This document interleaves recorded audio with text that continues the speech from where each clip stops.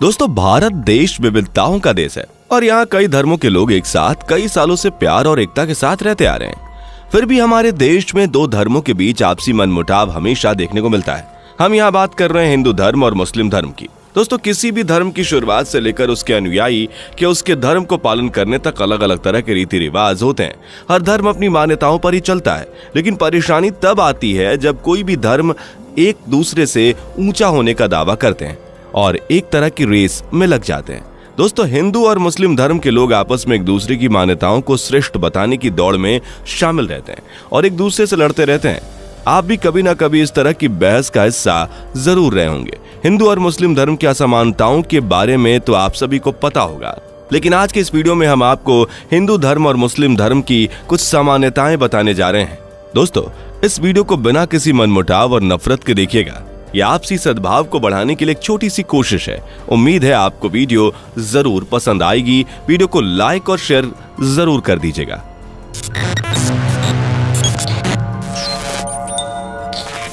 दोस्तों, जब भी कोई दो धर्म के लोग आपस में बैठते हैं और धर्म पर बात करते हैं तो वो आपस में अपने अपने धर्म को बड़ा बनाने वाली ही बातें करते हैं। लेकिन कभी कोई व्यक्ति अपने धर्म की समानताओं पर बात क्यों नहीं करता? शायद इसलिए क्योंकि किसी ने भी इस नजरिए से देखा ही नहीं। चलिए दोस्तों, आपको बताते हैं हिंदू धर्म और मुस्लिम धर्म में क्या समानताएं हैं। दोस्तों, सबसे पहली समानता कि दोनों धर्मों की उत्पत्ति। हिंदू धर्म में ऐसा माना जाता है कि इस धरती पर सबसे पहले ब्रह्मा जी और उनकी पत्नी सरस्वती जी आई थीं, जिन्होंने इस ब्रह्मांड को बनाया और मनुष्य को जीवन दान दिया।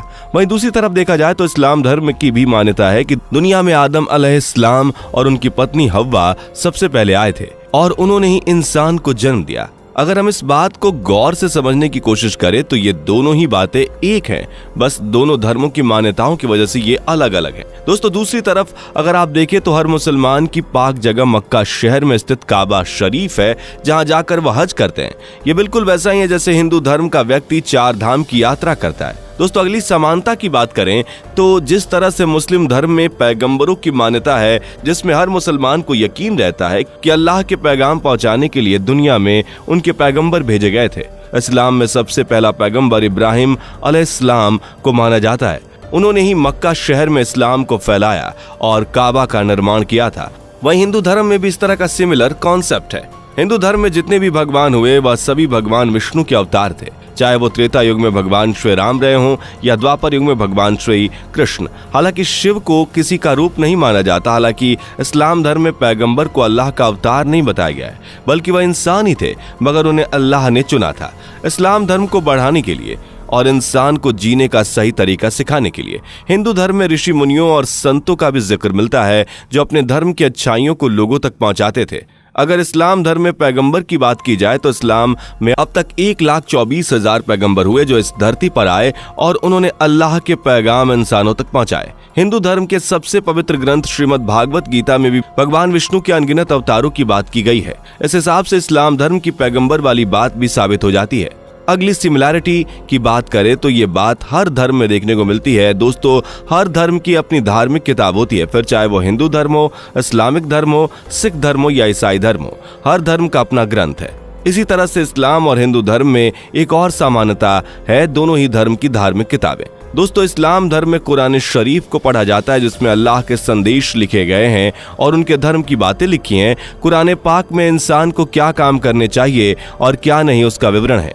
वहीं हिंदू धर्म की धार्मिक किताब भगवत गीता में भी धर्म को लेकर काफी बातें बताई गई हैं।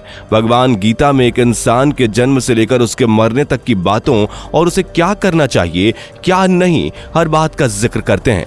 दोनों ही धर्म अपनी अपनी धार्मिक ग्रंथों को सभी किताबों से ऊपर मानते हैं। दोस्तों, अगली समानता की बात की जाए तो वह है दोनों ही धर्मों में औरतों की स्थिति।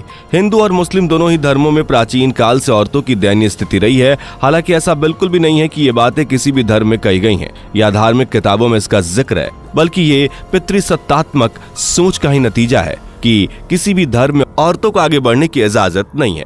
हिंदू धर्म में महिलाओं को घूंघट करने के लिए कहा जाता है, तो वहीं इस्लाम धर्म में भी बुर्के की रवायत है। हिंदू धर्म में भी एक औरत सिर्फ घर का किचन संभालने के लिए होती है और उनकी आवाज दबाई जाती है, और मुस्लिम धर्म में भी औरतों को सिर्फ घर के किचन तक सीमित कर दिया जाता है। लेकिन ऐसा नहीं है कि धर्म ये सिखाता है, बल्कि अगर आप हिंदू धर्म को उठाकर देखें तो आपको ऐसे कई किस्से मिलेंगे जिनमें एक स्त्री ने अपने बल और गौरव का परिचय दिया है।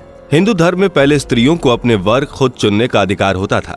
माता सीता से लेकर माता सती, माँ पार्वती ने भी स्वयंवर के बाद ही अपने वर चुने थे।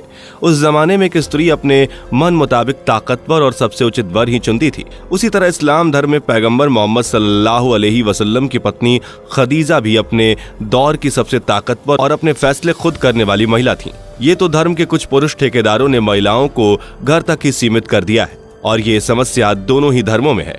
हालांकि अब परिस्थितियां बदलने लगी हैं और दोनों ही धर्मों की महिलाएं आगे बढ़ रही हैं। अगली समानता की बात करें तो दोस्तों, जिस तरह से मुस्लिम धर्म में बकरा ईद पर जानवरों की कुर्बानी देने का रिवाज है, तो हिंदू धर्म में भी जानवरों की बलि की मान्यता है।